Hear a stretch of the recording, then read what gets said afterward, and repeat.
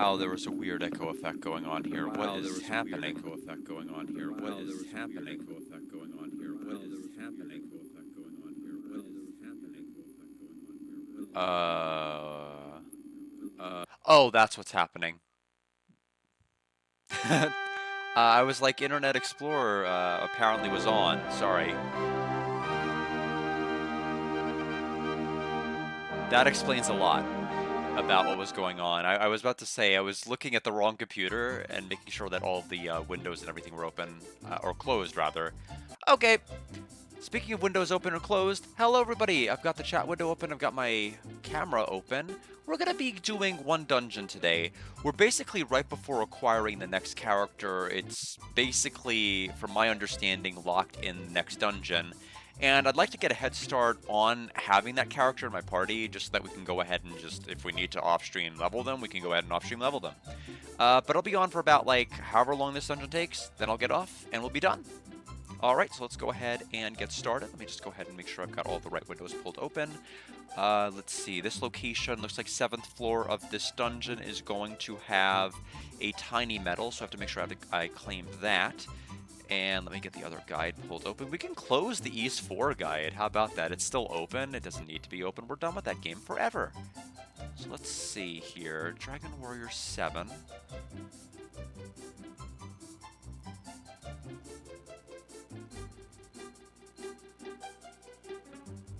Okay, so this is the mountain dungeon I've got pulled up here. So let me go ahead and fix that.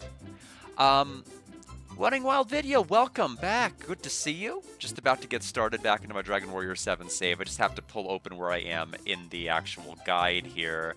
We're about to go to the world's tallest tower. I don't know if you're familiar with this game. I'm not. It's the only numbered game other than 10 I have yet to play. And I'm playing it for the first time ever, so it's been quite interesting. Dairy Queen the 7th. It's been going well, except for I raged visibly. I mean, like I didn't throw stuff or like curse rage, but like I was angry at the Gladys. What's the name of the sea creature? Their dungeon was awful because at the pot throwing section, like it made me actually want to throw a pot. It was like so bad. The camera was like really, really awful in that section. Really, really bad. I don't know why it was so bad. But in any event, let's see here. Alright, now I'm gonna go ahead and open up. But other than that, it's been a lot of fun. A ton of fun.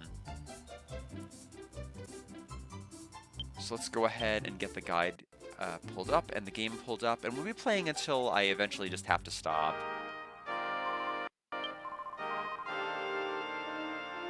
So we're going to go ahead and take Rugio back. So let's go back to Himalaya, and we'll take the carpet back to the dungeon.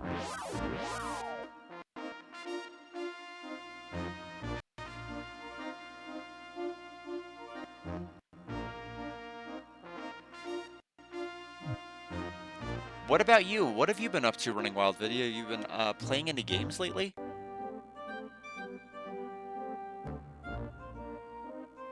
Okay, am I lost? I might be lost.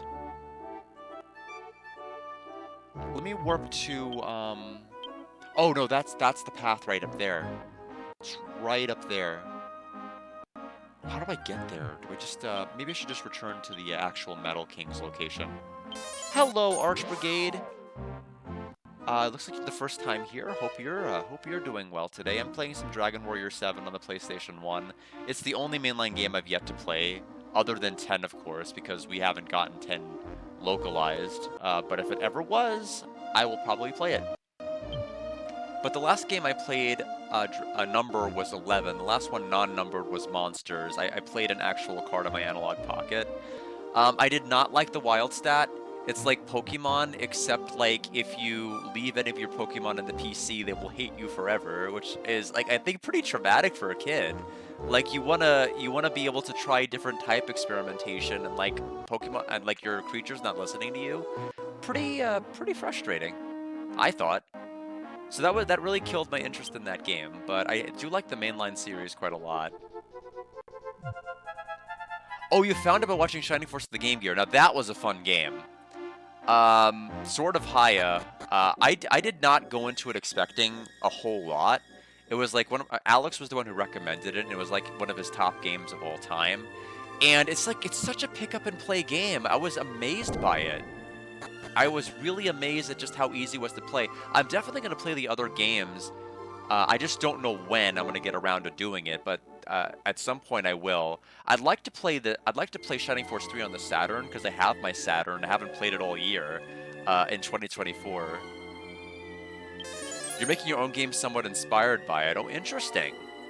I'm kind of curious I mean, are you past the concept? Have you actually started programming it? Because I know, I just don't know how far along it is. That sounds pretty interesting.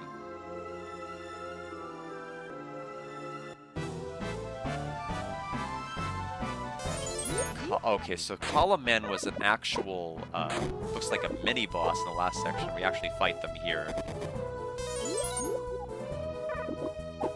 Except I'd like to just run from everything until we finally have the other party member. 16 levels playable. How many are you aiming for? Because I can't remember how many levels the Game Gear had. Like, was it close to 30? It was in the mid-20s maybe? I can't quite remember. But whatever it was like just the right amount. It didn't go too crazy with them. Oh, there are so many stairs here. Are there any chests? Okay, well that's reassuring. I don't have to worry about missing anything. All I have to worry about is picking a bad staircase, which I would never do. 24 to 26, okay, so I was right to peg them around that amount. Yeah, no, that was definitely a fun game. I've played a little bit of everything. Like I have a Philips CDI over there that I played several games off of. I've played the PC Engine CD before I had access to the analog PC Engine CD. I've played the 3DO. I've played all of the 3DO JRPGs, not all of the RPGs, but the JRPGs that have been localized in America. So I've played Lucien's Quest. I've played Guardian War, and Guardian War's got like an amazing soundtrack. I'm actually surprised at how good it was. But yeah, I've played a lot of games on a lot of consoles that just people wouldn't expect. But I've always had a soft spot for like the PlayStation systems, and Sega CD was probably like my first big retro purchase in 2020. So I've been going pretty nuts with that. But I basically played the Sega CD till it stopped working, which is not good. I think we just picked a bad path, didn't we? Oh yeah, bad staircase. Oh, 2 years ago. It's been unfortunately a lot longer for me. I'm gonna have to go ahead and pick up another. I mean, at some point I'll have to go back and play those again. But this game is probably going to burn me out of playing Dragon Quest for a while. They're pretty full games. I'm honestly shocked at how much they managed to cram into this. Like, I wonder how much time the localization team was given. Because back then, it was like the wild, wild west of localization times. Like, I think Chrono Trigger only had like a 4-week translation cycle. I always like use that as like guidance. And so it's like pretty... things just got done really fast back then. And so I don't know how much time they had to translate this game.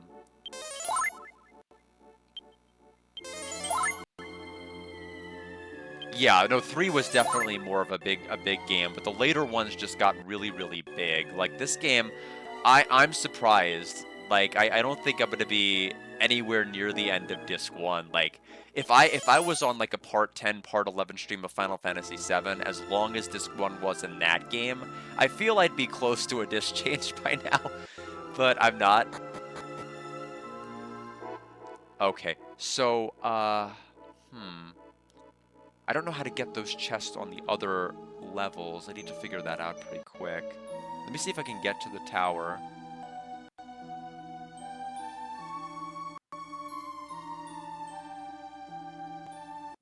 So it looks like the item that might have been there was an agility scarf, which I don't know how to necessarily get to from here.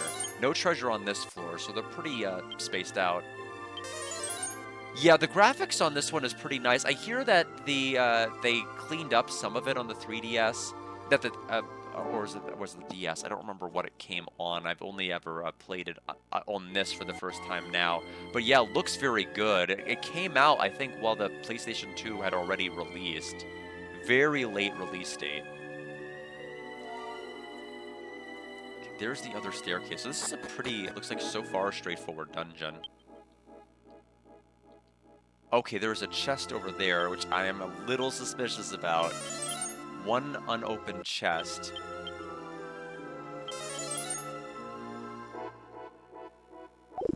Okay, it is money, 370. So that is chest number 2. Unfortunately, I don't... Oh, no, never mind. I can actually leave here.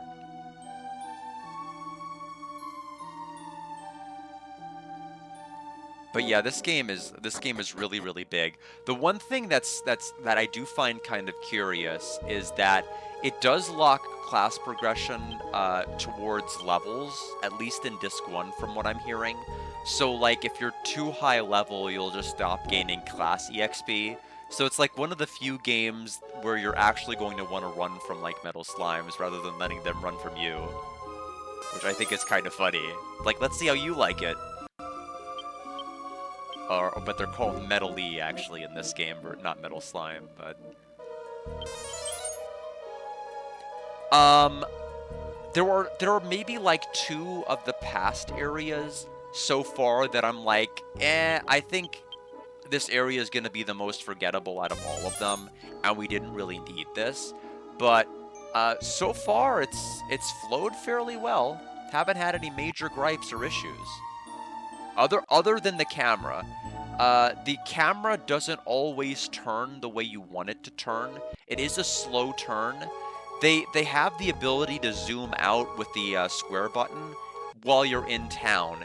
If they had allowed you to do that in dungeons, like here, that would have been amazing, but it's only town only.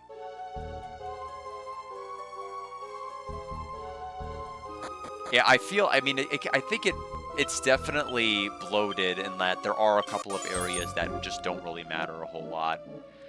It's also going to take you probably... it's also...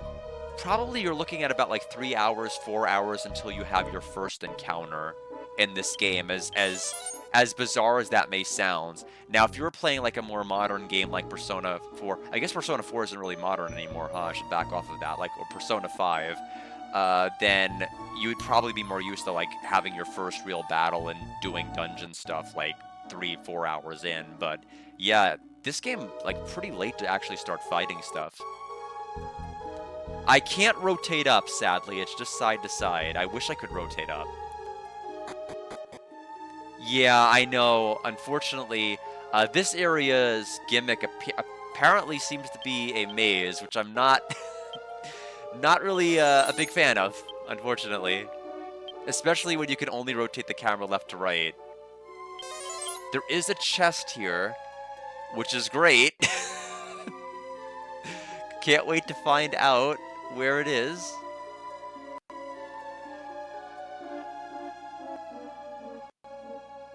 Oh, hold on. I think we found it. Okay, how do we connect to it? Yes, this way.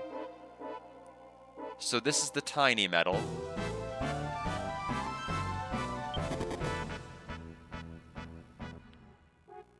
We're running right now because apparently the next playable character is here, and I'd rather start gaining EXP for everybody toward that goes towards the class level limit once I get the next character in, because I'm gonna have to grind new classes for them anyway. Looks like that is the staircase. Oh, I used smell again. I meant to use tiptoe. Perfect. And looks like we have to go up and down through that side. But yeah, there's just so many dungeons, so many maps. And it does have like a time travel plot to it.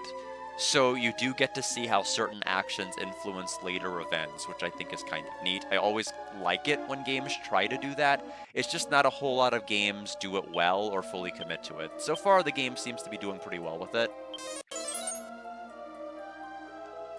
Let's see. only one other chest in the game, looks like in this dungeon, according to the Prima guide, and it is an empty chest. So if I find it, I don't have to freak out about it. Oh, that one's empty. I still want to open it. In case the guide's wrong. The Prima guide has been wrong in at least one chest, so...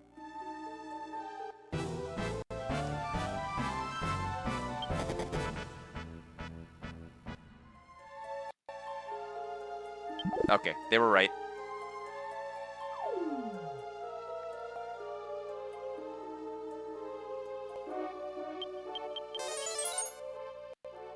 We'll go all the way back up. Yeah, I'm only streaming for whatever the length of this dungeon is, so once we finish it, however many floors it is, that's when I'm going to get off for today. Because my normal stream days, at least for Dragon Warrior 7, are Saturday and Thursday. I meant to take East 4 off of rotation. I did not have a chance to update that because it was an off day. Hamtaro Rainbow Rescue is actually going to be the next game that I'm going to be playing on Saturdays and Tuesdays. 20-minute intro before battle, you thought that was bad? Yeah, I've started to realize more recently, especially, I use whistle instead of tiptoe. It's the exact opposite of what I want to use. What I've started to realize is that Personas, outside of their gameplay, as far as like how combat works and the fusions and everything else, are not very satisfying, fun games to play. I've learned that, you know, especially more with 4. I think 4 was better. I thought it was better when I played it the first time, and now that I've played it more recently, especially the Golden Edition, I'm realizing, like, you know, having very, very strong characters initially that you don't do anything interesting with does not make for a very good RPG, because Persona 4 had strong characters at the start, and then they would do a lot of slapstick, and they didn't really have a huge payoff with it. I think Persona 3 didn't have the strongest characters to start with, but ended up doing more with them in the long run, which I think makes them have the winning cast, even though I think 4 had a lot of growth with them confronting themselves early. So, but the gameplay balance of going in dungeons and outside was, I think, a little bit imbalanced. A 20-minute intro isn't necessarily terrible, especially since, like, with the Game Gear, you got like a short introduction in the Sword of Haya that went on for a number of minutes too. You kind of want that build up. Not everything has to be like an hour-long cutscene. It's just modern RPGs make you feel like they have to be, and they don't. Okay, now I hope... Looks like that's the staircase I want.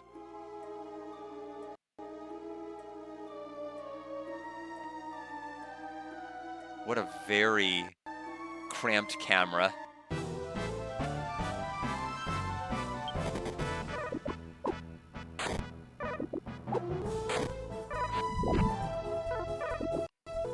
Enemies here are honestly, they're super weak. I don't get it. Like, the enemies in the sea underground area, they were not afraid to do, like, breath attacks that were doing, like, 20 damage per each party member. Some of these enemies are doing, like, 30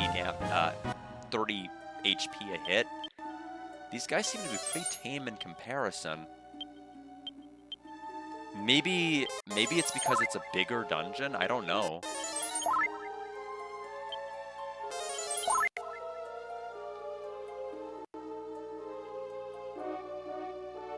Okay, I think we found it. Good. This was like the highest floor. Do you think this is the place to use the hot stone guard? Alright, here you go. See what you can do with it. Oh, no one's got any free space to carry it? I'll just put it in your bag then. Okay, thank you. So not to say I didn't think about that. Because I didn't expect him to give it to me. I think everybody's HP is good to go. Well, did you find anything to use the hot stone on? Yes. I'm sure there's got to be something in this tower. The hot stone opened the door for us, after all. I guess I'm going to use it up here, because it seems like I should.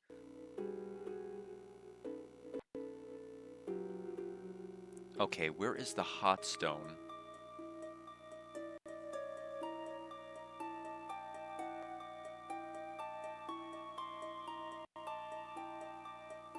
I wonder what it's even gonna appear as in here.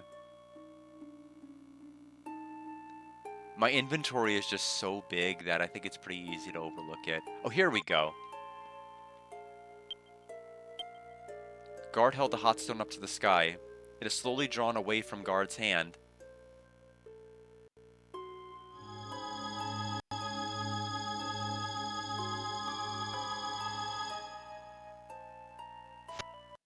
Where am I? What is this place? Yes. God sent me to sleep before he entered the final battle. What has transpired in the world? What of the battle against the Demon Lord? Having enemies be too tough in a JRPG dungeon can turn into just having to heal after every battle, which could be a problem in many early RPGs.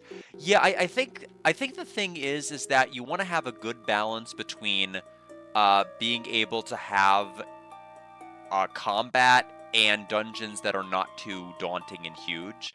Like, there are several games that have been panned as being pretty terrible, but I play them and they flow well, so I don't really view them as being, like, unplayable, belong in the trash RPGs. Like Ancient Roman, which got a translation in 2024 for the PlayStation 1. Like, it was called Japan's worst JRPG ever. I played it and I'm like, this isn't bad. Like, the game flows like they don't know how to program doors to work or loading zones, and combat's janky, but like it flows well.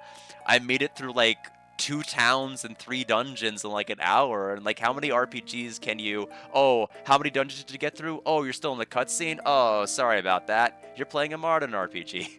So I mean, it was definitely... It was an eye-opening experience, because I'm like, this is... How is this bad? It is a strange game, but it's not bad.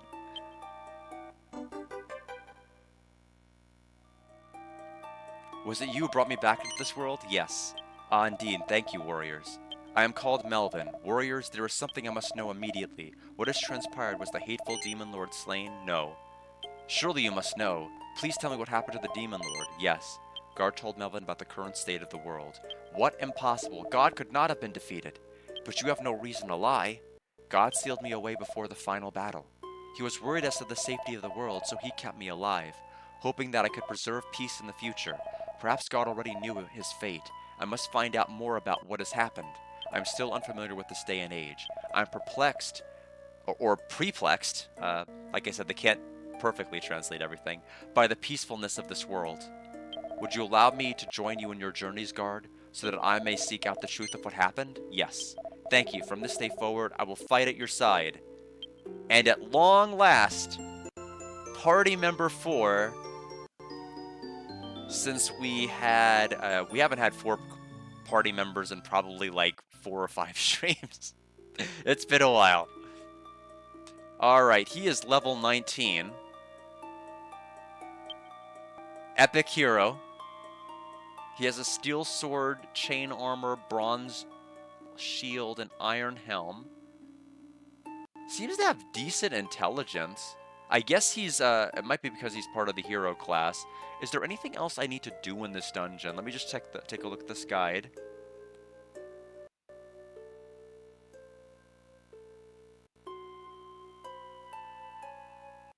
Okay, so we need to go ahead and... I know what we need to do next then.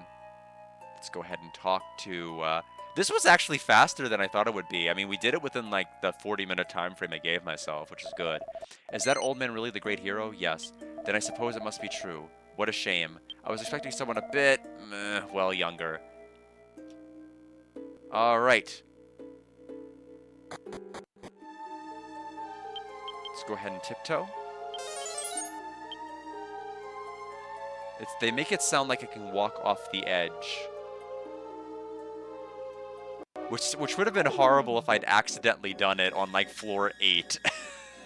Just going, like, all the way to the start. Well, I suppose I'll be heading back to my mansion. Guard. The loss of the hot stone saddens me, but I am still happy. I saw something that all the money in the world couldn't buy. My only regret is that old man Melvin. He's right. He's standing right here. Stop being rude. He saved the world, you know. I was really hoping it'd be a stunningly handsome man or a beautiful woman. Then perhaps I could have made them my servant. Lord Brugio, I'm afraid I offer my services only to the warriors I choose to. Well, no matter. You may continue your journey. I think I'll take a nice, restful trip for a while. Farewell. To have efficient UI so they make recovery not annoying. Yeah, the big thing about Shining Force was that it was never a punishing experience. Like, it was never too punishing. Like, I never felt like I had to overlevel. I had to do a whole bunch of things. It's like, oh my gosh, I'm going to. I mean, if you enabled hard mode, I think like on New Game Plus, you would have had to deal with all those things. But thankfully, like I had a pretty amicable experience with Shining Force, which is like one of the, because like I feel like with a lot of people, they have to be in like a tactics game mode. Like they have to like big brain plan all their moves like 3 turns in advance. And like you have to just kind of really be in that kind of mindset to play it. Like this game, no. Shining Force, you never really had to be super tactical oriented to be able to just pick up and play it. And like I have not really encountered tactics games that I feel have been like universal. Like anybody could just pick up and play this tactics game. But Shining Force, I think people can. I think that's genuinely the closest we're gonna get to like an anybody can pick up and play tactics game. But yeah, but recovery not being annoying can definitely, recovery not being available very easily can definitely be annoying. Um, I know that, maybe having access to certain items at the beginning, or I don't know if you're like planning on having like shop features or other things.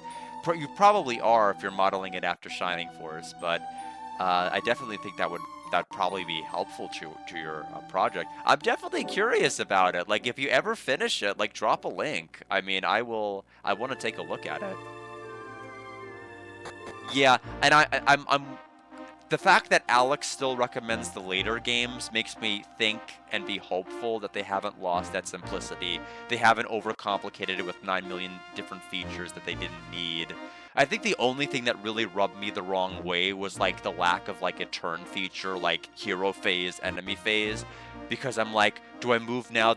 Are the enemies gonna take their turn now? Are they gonna take their turn now? It's like playing that pop-up pirate game where you like keep sticking in like swords and like eventually it's just gonna pop out and explode. So it's just like, what is it gonna happen? Is it now? Is it now? I don't know.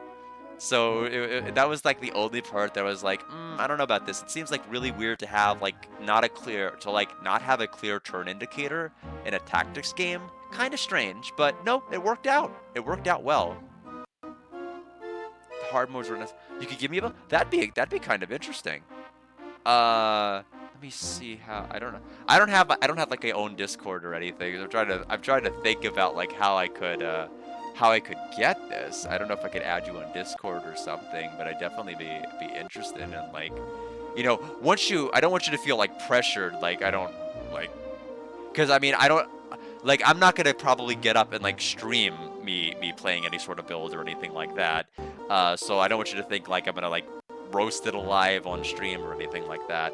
But I definitely, if you get it at a point where you're comfortable sharing it, I'd like to experience it at some point.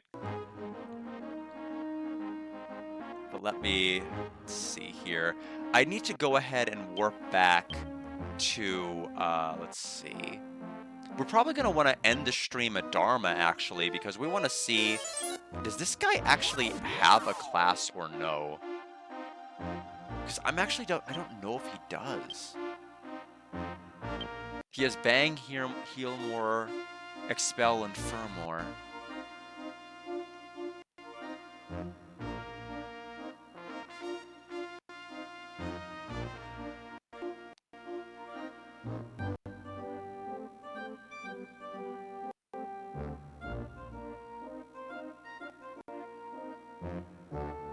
I don't know if he actually, I'll have to actually ask Alex as to whether or not that's going to be the case or not.